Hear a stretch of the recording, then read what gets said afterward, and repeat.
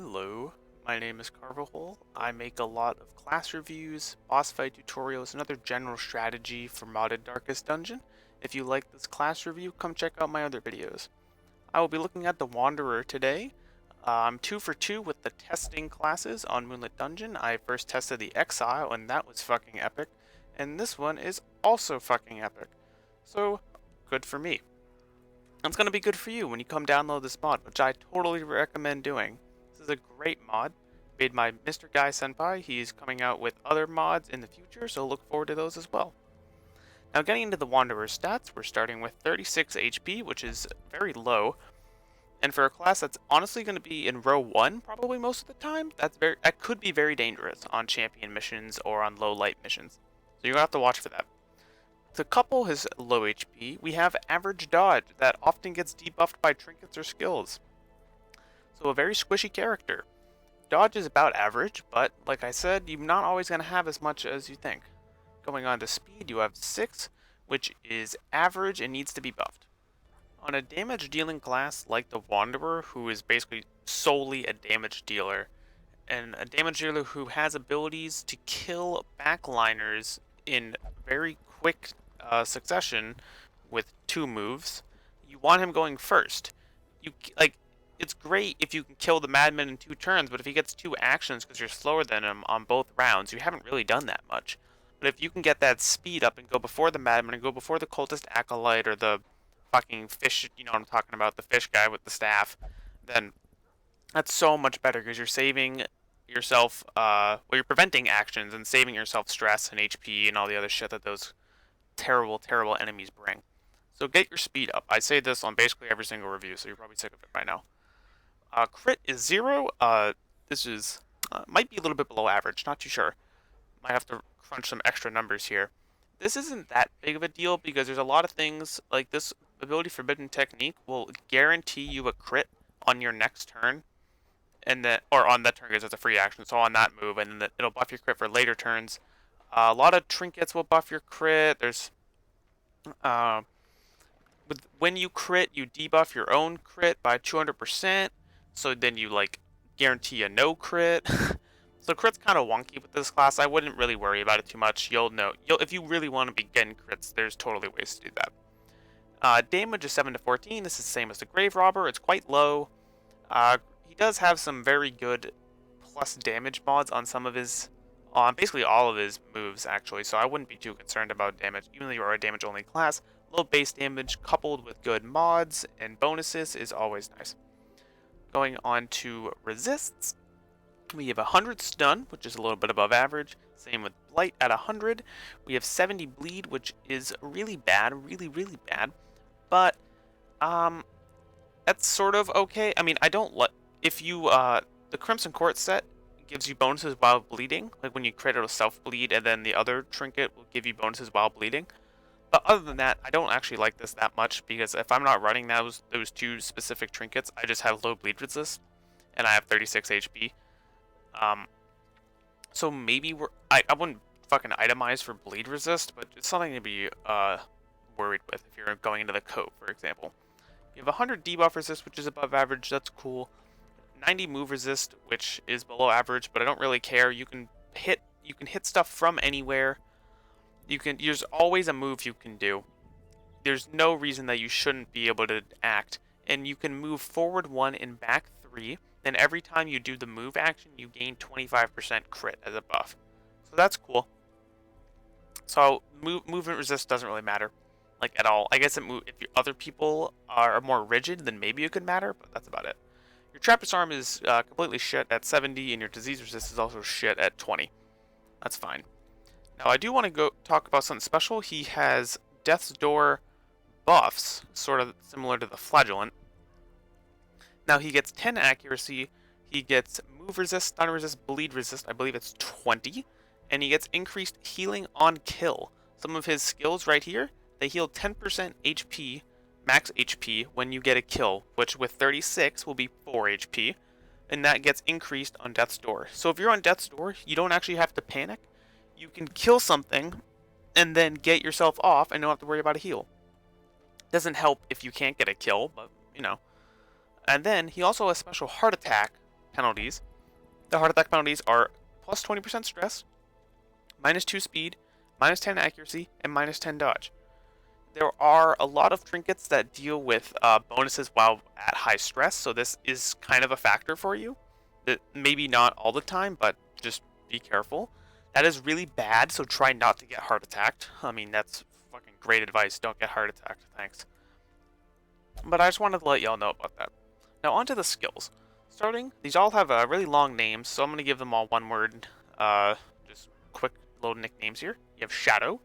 Shadow is kind of like Lunge from the Grave Robber, in a way. So you start in position 4. I guess the other thing you can think of it as kind of like a Cataphract ability or a Beastmaster ability if you play those classes.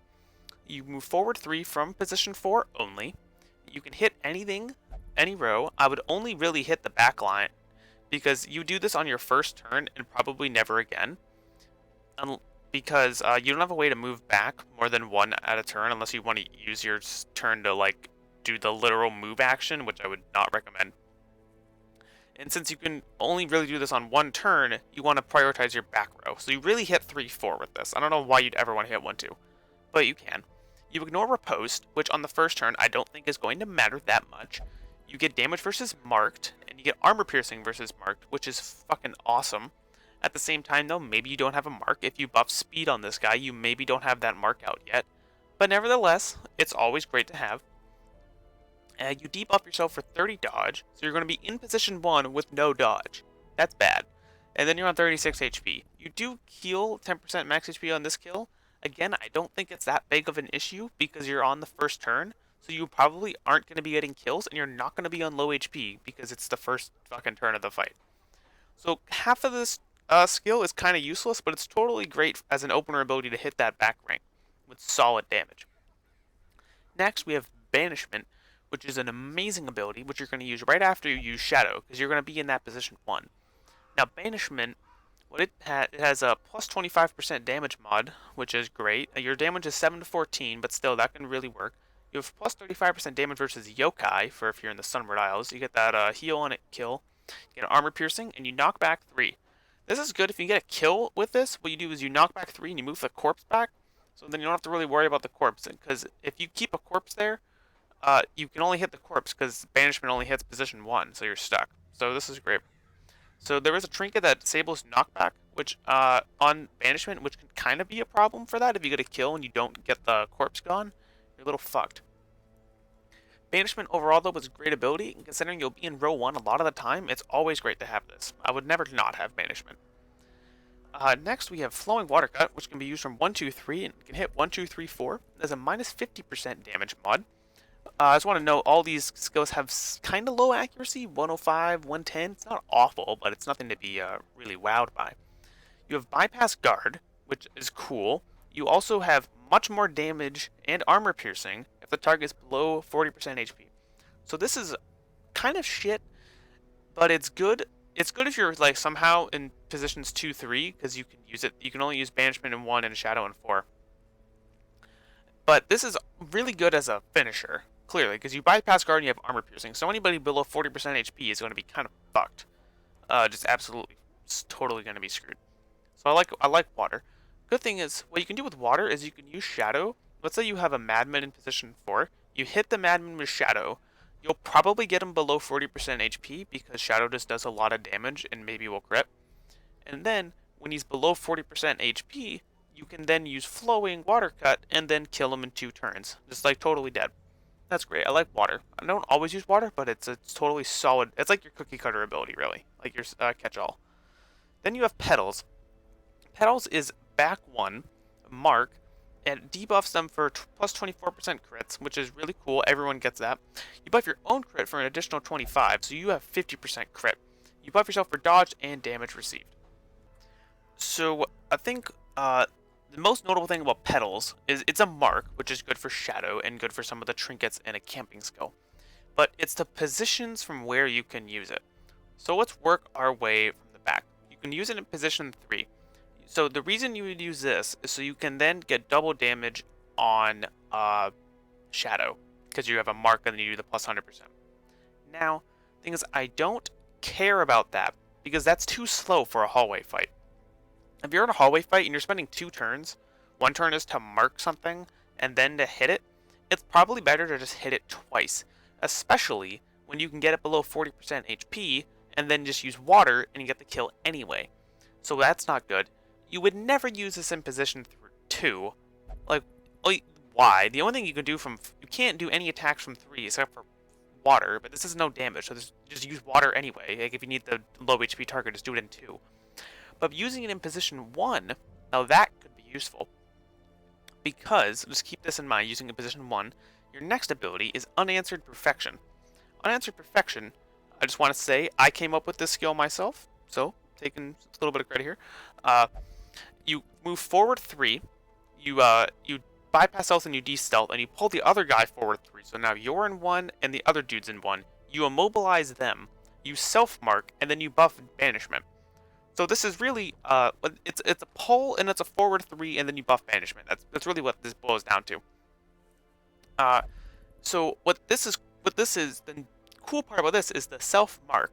Now you self-mark, and then if you use Petals in 1, mark the enemy.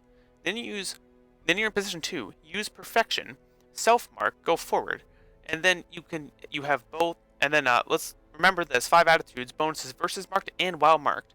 And then there's trinkets for while marked and versus marked. And then there's like other rando non-wanderer trinkets for marked versus marked, whatever the fuck.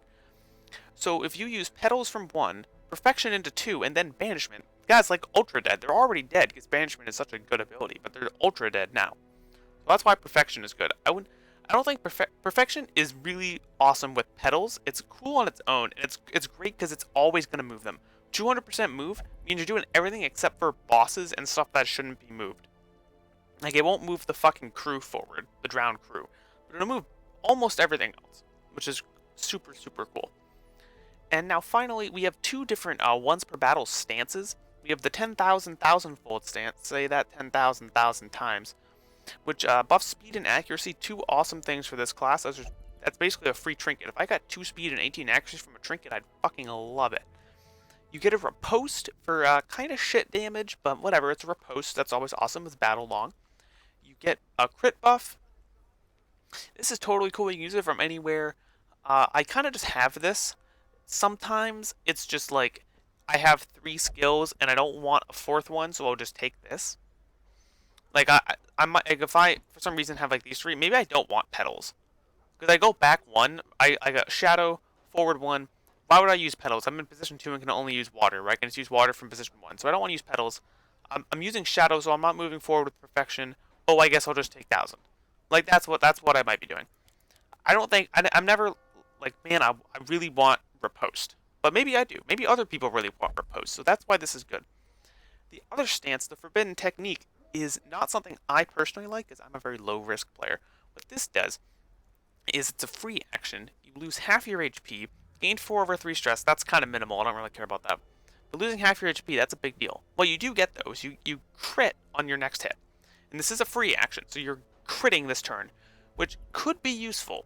If you have like a boss that is on low HP, and like a 1 crit will kill them, or you're going to die after this turn or whatever, they're going to like fuck you. That's when this is really awesome. You then buff yourself for damage and buff yourself for crit. And is once per battle, though. I don't like losing 18 HP. I mean, you'll gain a solid 4 back when you use Shadow or Banishment or whatever to kill something. But if you don't kill them, then you're just losing half your HP. I guess I should probably open myself up to this, because losing half your HP isn't that bad if you're just going to heal it back with your next action on your Vestal anyway. So I should probably open my mind up and try this, but I can't fully recommend this for a lot of playstyles because it's very high risk. You have to know what you're doing with this ability. But not calling it bad, just not my playstyle. Same thing with not my playstyle is Draw the Blade. There are no, the 3 regular camping abilities aren't here, so you get these 4. Take them or leave them. Take them. You get 20 stress, you get more damage, you get more healing skills for when you kill stuff. That's really where that comes from. You get more stress healing from heart attacks. So that means when you hit 200, you'll go back down to, I think it's 150 as opposed to 175. That's awesome. And then you get more stress damage received. I don't like adding 20 stress. I guess I could just heal that. I do like, the rest of that is really cool. And if you're not playing high stress, the heart attacks isn't that big of an issue. So what it kind of boils down to, though, is you're getting a lot more healing on kill, and you're getting damage for time cost 4. I'm not entirely sure that's worth it. If you're playing with Afflicted, which is that's totally a viable way to play this class with the Crimson Court set and some of the, I think, the Sunward and the Crystalline Trinket. You can definitely play at high stress. High stress. So that's totally viable. It's not really a universal thing. Sheathe the Blade is kind of in a weird place. You lose 10 stress. The whole party gets minus 10 stress received. You heal more stress through crits or through some trinkets. You get a virtue chance and you get debuff chance. Your debuffs really come in the form of petals and a minus 3 speed debuff on perfection. I didn't mention that because you're just gonna kill them in the next turn with banishment anyway, so their speed doesn't matter because you're just gonna fucking nuke them. You do lose 25% damage, and that's kind of the deal breaker for me. You lose 25% damage on a damage-only class. I mean, you could just cure it with herbs, but at the same time, time cost 4 for the rest of this doesn't seem that worth it for me. Like, time cost 3 on the Jester gets, I think, all people... It's either 3 people or it's 4 people with minus 15%, and then they lose 15 stress. Like, you know, there's better stress healing abilities than this. And I don't really want to lose my damage. I don't really care about debuff chance that much, because debuff chance is already high enough, I think. 10 virtue chance isn't going to get you far. Stress healing, for 50% stress healing, that could be useful, so I'm not going to completely write this ability off. Next ability, which I think is probably or clearly the best of the 5, or the 4 rather, it's the 5 attitudes. Time cost 5 is very expensive. You get damage versus marked, dodge versus marked, speed while marked, plus healing received while marked for not. This helps with forbidden. It helps with kill on heal or heal on kill. Sorry, and then with your regular, Vestal, occultist, whatever the fuck heals. You get minus stress healing received while marked. So maybe don't do this in boss fights with prolonged fights, or maybe not in endless mode with prolonged fights. But if you're just in a hallway fight, I mean, it is 4 battles, so it's kind of a thing. So maybe do it at the end of a dungeon, but it's not like totally terrible. And then if you're playing on low stress, maybe just if you're killing the back line so quickly, maybe not get that much stress, and you can still kind of heal it off in a couple of turns. So not totally that bad of a downside. Now, what does this mean though? I already kind of talked about it before, how you do petals and then perfection to get all of these damage, dodge, and speed. That totally makes the speed debuff, it exacerbates the speed debuff on perfection. Because now you have +3 and they have -3, so they're almost never going first before you. A 6 speed difference is fucking like so astronomically hard to overbeat. So you're gonna kill whoever the hell you use with banishment. I think it's great because since you're using banishment all the time, like you're gonna shadow go into banishment, perfection go into banishment. You might as well just buff it. Like this is a buff to shadow as well. But if you're using either of these abilities, you're buffing banishment at the same time, which I think is great. Now, finally, you have Whispers on the Wind, time cost 3, minus 40%, 10 dodge. I don't think too much of this. 40% surprise. I think what this does, if I remember my conversation with the mod author correctly, is that it negates all surprise chance, like ever. I think on 0 light, you have a 40% chance to be surprised, so you're just never fucking surprised. So if you play on no light, this actually could be very useful. You 10 dodge, kind of similar to Man at Arms with you exchange 5 crit and a time cost to not get surprised. So if you're playing on high light, it's fucking useless because you're never going to get surprised on above 76 light. So I don't think too highly of this ability, but if you're on no light, it could be very helpful. Now, obviously, you're going to use all 4 of these. So I want to talk about some different skill combinations. So I think one that is a very cookie cutter formula is you use Shadow, you use Petals, then you use Perfection, and then you use Banishment. In that order. Shadow forward, nuke some dude. You're in position 1. Then you can either Banishment and kill some guy, or you use Petals to mark some target. Doesn't matter who it is. Then you Perfection, and you're forward, and then they're forward, and we have already talked about that. And then you banish them. And then you just use Banish from then on out, because there's no way, once you're in that far, unless you're doing endless mode. You're going to be able to do this 3-turn Petals Perfection Banishment loop again. The thing is, you need to have Petals and Perfection for this. Perfection, the only reason you would have Perfection here is because you have Petals. If you didn't have Petals, Shadow and Perfection overlap, because you use either of them, and then you can't get back into position to use the other one. So you need both of these. If you don't want to run Petals in Perfection, I think what you could do is you could run Water. Water is a great ability, Shadow, Water, Banishment. That'd be a good order. And then I would probably run the 1,000 stance as that fourth ability, because like I said, Perfection works with Petals. So you don't want just Petals, because once you're in 1, what the hell are you gonna do? You can't use Perfection to get back into 1, and you can't use Shadow because that's only usable from 4. So you can't use Petals, you can't use Perfection. So you could use the Forbidden Technique, which is valid, or you could use the 1,000 stance. I prefer the 1,000 stance, but that's just me. I think those are the two kind of big ways to play. I guess you could drop Shadow. You could drop Shadow and take Unanswered Perfection if you want bonuses while marked, or a couple of trinkets. That is a better way to do it. Then same sort of deal. Start from anywhere. I would probably here start from 2 or 3, because then you could use Water on your first turn instead of Perfection if you want to. Like if you can get a low HP kill, that would be better than just starting in 4 and not being able to use Water if you want to. But same sort of deal. Then use Perfection and then Banishment Water from position 1. I prefer Shadow, Banishment, Water, and 1,000. That's just me though.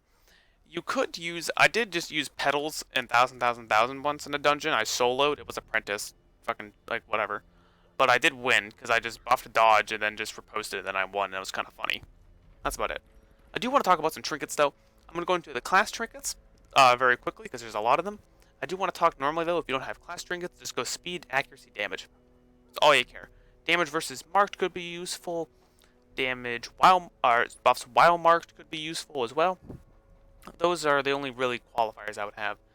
Maybe buff some bleed resist, because they're like, no HP, no bleed. If you can get like a bleed resist and max HP, that actually could be, yeah, the heart trinket. Actually very solid for this. I don't think I've ever used the heart trinket for like anything, but this is actually a time where you could. Alright, so class trinkets. Just going to go through these kind of quickly because not all of them are that interesting or fit my playstyle, so I can't comment too much on them. Starting with the Crystalline Trinket. Accuracy, cool. Blight resist, cool, but not that necessary. Accuracy, if you're above 100 stress, Virtue Afflicted, don't care. I don't play like that. Death's Door, I don't play like. I try to really avoid Death's Door and high stress, even though you do get Death's Door buffs. So not my thing. The Crimson Court set is very cool. This one I think could be used alone. You get dodge. Oh, I do want to note, all of these have an on attack crit buff. This one is damage reflection 40%. Is sort of mediocre, I guess. I don't care too much about it.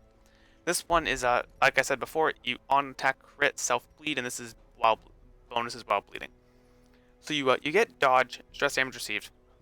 Every time you kill something, you get 4 dodge until camp, and you receive 4% more damage until camp. So you could dodge tank with this class. And then the 1/5 bleed I don't care too much about, even though it's almost always going to work because your bleed resist is really shitty. Like 1/5, that's not 1/5 isn't going to kill you unless you're on Death's Door. I wouldn't worry about that. And the adding dodge until camp could be very useful. Probably sucks in the beginning because you're not dodging enough, but once you get up there, and if you stack dodge trinkets, this could be useful on its own. I think this is really good. The other one I wouldn't use on its own though. Now I wouldn't use this on its own because what it does is it gives you damage if you're afflicted, damage per 50 stress, more stress received, and less virtue chance, and when you kill stuff, you get more stress. You do also heal more when you kill, so you're up to 25% healing.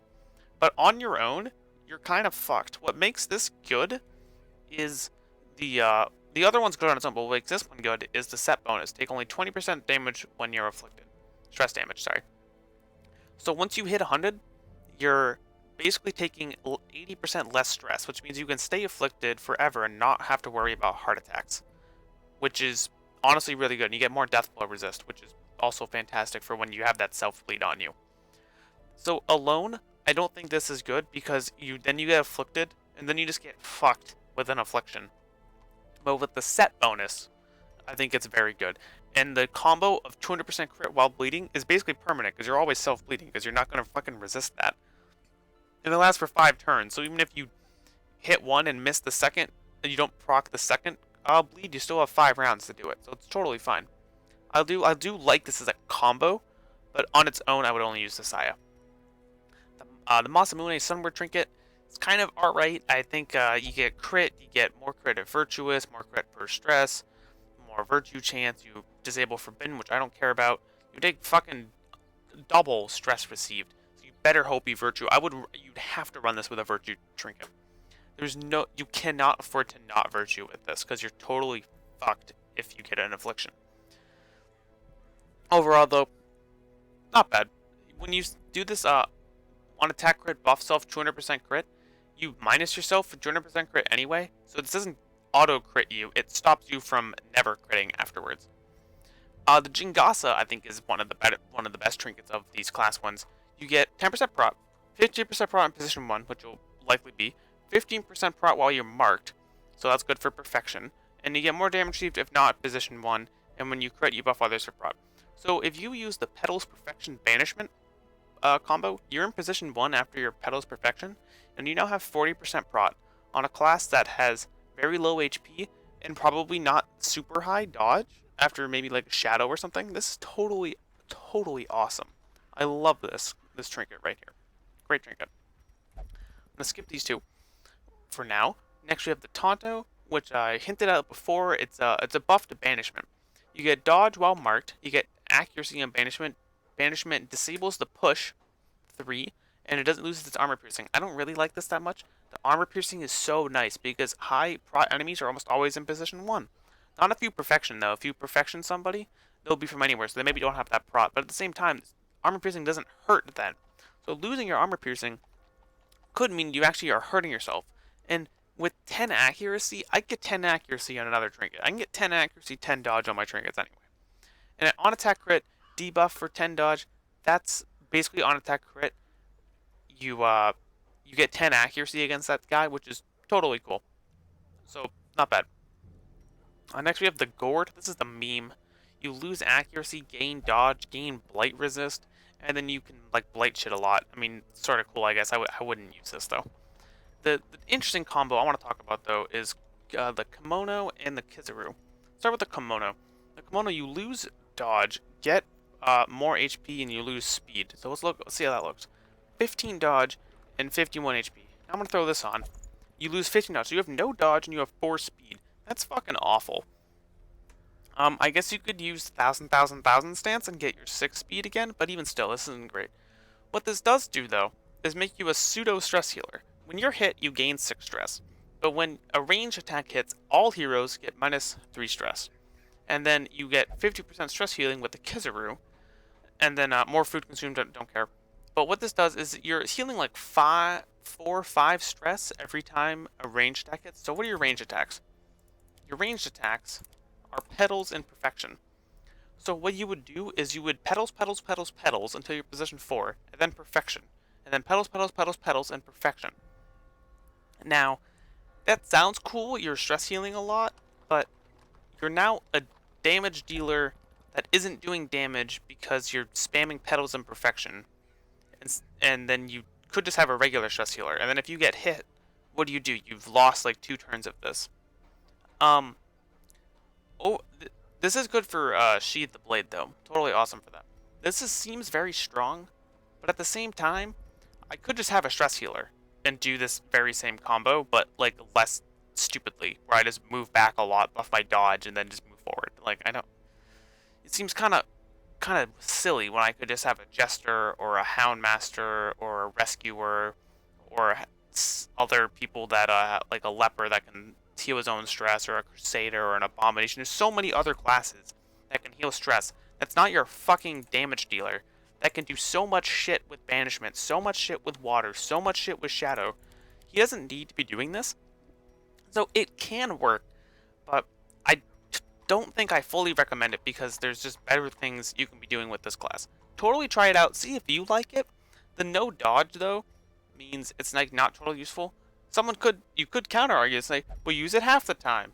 Use petals, use perfection, like the combo you said, and then just use banishment.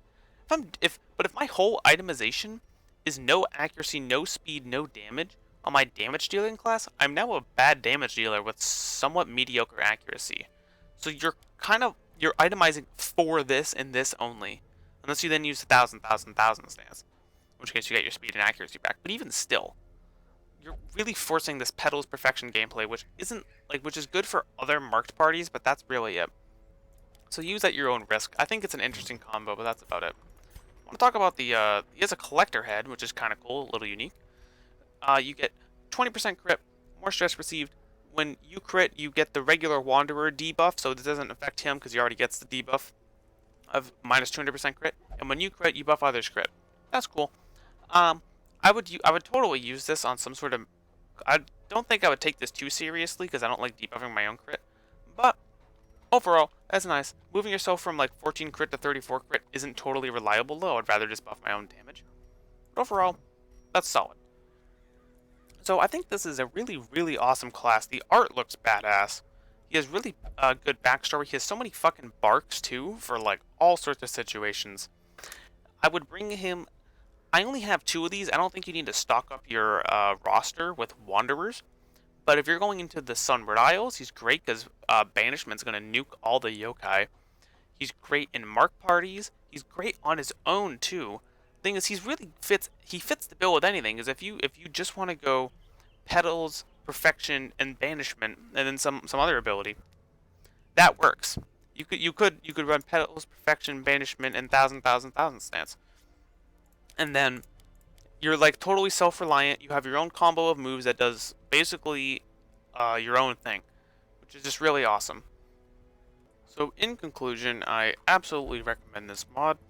I look forward to further mods from the mod author, and I do have to obligatorily tell you to check out my own mod, Black Feather. It's on Moonlit Dungeon Discord. I'm hoping that I get some more testers because it's been kind of dry lately.